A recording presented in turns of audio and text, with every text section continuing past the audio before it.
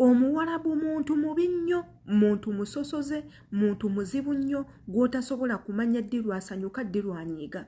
Muganda waffe omu nkuba kyeyo munnaffe Omunnayuganda mukama we amuyiiridde olweje lw'amazzi, amazzi agatokose, amazzi agayidde, n'amwerako olususu lwonna naye nga abadde amulanga ki nze naawe. Kano ka vidiyo kennyamiza nnyo, oyinza okukalaba n'oyungula ne kuziga, wabula ate nga simanyi nti oba olwa community guidance akatambi kano banaakalekayo ekyo kye sitategeera, naye nga tugenda kuba nga tuteekawoko ku bifaananyi at least, oba tuteekewo akatambi komu atuwadde gano amawulire ng'alinako kyannyonnyola. Olulimi oyinza obutalutegeera, naye ate era tugenda baleetera version ey'Oluganda nayo mugiwulireko. Era waneeno ng'abantu abakutte mu nsonga ezo be bantu abalwanirira eddembe ly'abankuba kyeyo abali ku kyeyo.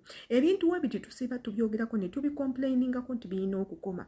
Omukozi alyeyagalira ddi mu mulimu gwe? Iffe tusiba tugamba abantu abaleeta abaana okujja n'okukola obwaba housemaid nti omulimu gw'okubeera housemaid si mubi, mulimu mulungi, naye bakama baffe be bafuula emirimu gino okubeera emibi olw'ebintu ebikolwa ebibi ebitukolebwako, omuli okuttibwa, omuli okutulugunyizibwa, omuli okufuulibwa ekintu n'obeera ng'atali muntu, omuli otukolako buli kyambiyone, kyekireetera omulimu guno abantu okulowooza nti mubi. Naate mulimu mulungi nnyo ne bw'ogenda mu nsi ki, ba housemaids gye bali baweebwa ebitiibwa, bayina eddembe lyabwe, naye ffe eddembe mu Buwarabu lyagaana. Jjukira nti mukolera abantu abakyali mu nsonga za slavery, mukolera abantu abatandikawo obuddu mu nsi yonna, mukolera abantu abatayagala baddugavu, mukolera abantu abalowooza nti omuddugavu wayinanga kubeera muddu. Era eyo process ne procedure ekyagenda mu maaso mu nsi zino ez'Abuwarabu.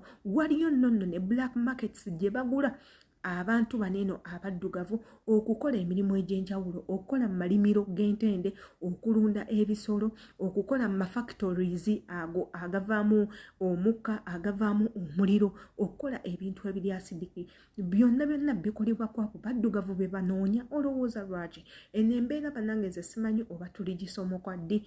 Nze naawe yenze Sheila Adita mu katambi kaneeno. Bw'oba obadde tunaba subscribinga, likinga, commentinga, ate kyoteerabira nti akadde akali awo waggulu kankizo nnyo munange okeetaaga gokakone mu bukonyi bwoti buli vidiyo gye tuteekayo egenda kubanga ekutuukako. Munnange commentinga wansi bw'obanga vidiyo eno olaba nga yamakulu, kindeetera okutegeera kikyolowooza katambi kano. Ntuma obubaka bwonna bw'oyagala ng'oyita mu comment section, nja kuba mbukuyisizaawo obulungi nnyo. Wabula ng'ateera wekuba gwe mulundi gwe ogusoose okulaba vidiyo yange, nkwebaza nnyo, webale nnyo okulaba vidiyo zino eno. Ate era tojjanga okwo, tukyakwetaagira ddala osobola okuba naawe nga osubscribinga, kijja kubeera kirungi. Katugendako mu katambi buno obutambi tubulabe, tubutegere bulungi. Version esooka etali ya Luganda, tuddeko ne mu version ey'okubiri, then tufundikire vidiyo eno. Yenze Sheila Adita, weekumireko. Assalamualaikum warahmatullahi wabarakatuh. Sekedar menginformasikannya, biar Ambu pengen beritanya tidak rencananya anu di Saudi, tapi duka di mana Saudi nanti duka Riyadh, duka Jeddah hilap denya aya rencangan orangnya pahlawan devisa di Ugandanya disiksa ku majikanana pedah teu bisa nanaonnya nonnya teu bisa sagala we pokok namanya bahasa teu bisa pokokna mah masih kene boloho we kitunya can bisa nanaon tapi ka ieu majikana teh ku biadab-biadabna nya hasbiyallah wa ni'mal wakilnya tapi kan ka dibanyur ku minyak panas eta si orang Uganda teh nya hasbiyallah. Ya ceritana orang Arab teh muslimnya tapi karena atuh supaidah soli supaidah supaidah buat apa gunanya sholat, sedekah, puasa kalau kelakuan kayak gitu. Ya pembantu juga manusia mau hewan kadang makulu insan mafi hewan yeno bwenjirabye ngenze wa mukozi munnange Indonesia nasobola okunyonyola omukyala mu Indonesia yayogedde mu Indonesia naye agambye nti omukozi munnange anyonyodde n'agamba nti ono omuwala bosi yamuyiridde amazzi ng'amuyita Aiwana nti omuddugavu Aiwana.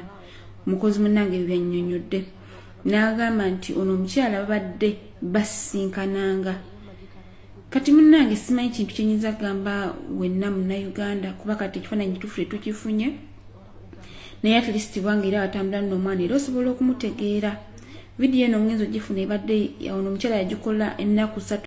Ndowooza obutambi obwo obulabye kansooke neetonde katambi akabadde nga tosobola kategeera okatambi ako nno kensooseza aka muganda waffe era nkuba kyeyo Omufiripayini abadde ayogera mu lulimi lwe nga akomentinga oba nga yeemulugunya ku mbeera eyisibwamu mukozi munne era nga yeebuuza musango ki gwe yakoze ogumuleetera okuba nga bamukolako bino era nga gamba ebintu we biti si bituufu tebalina kuba nga babikola bakozi wabula ne mbaterawo akatambi akokubiri yayogedde n'oyo Omufiripayini omubuuza ekyaguddewo era naye keeka akatambi k'abakoledde mu lulimi Oluganda mubeere nga mukategeera.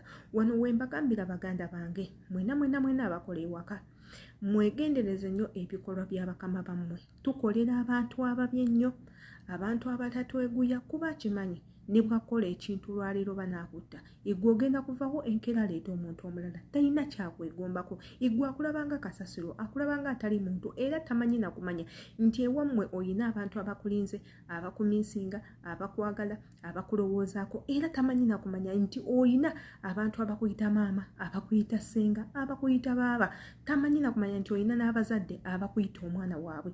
Lwaki? Oli mu kala nzirugavu. Ekkala enzirugavu mu nsi zino etegeeza sitaani. Kyova olaba buli kiddugavu kyonna kibeera kibi.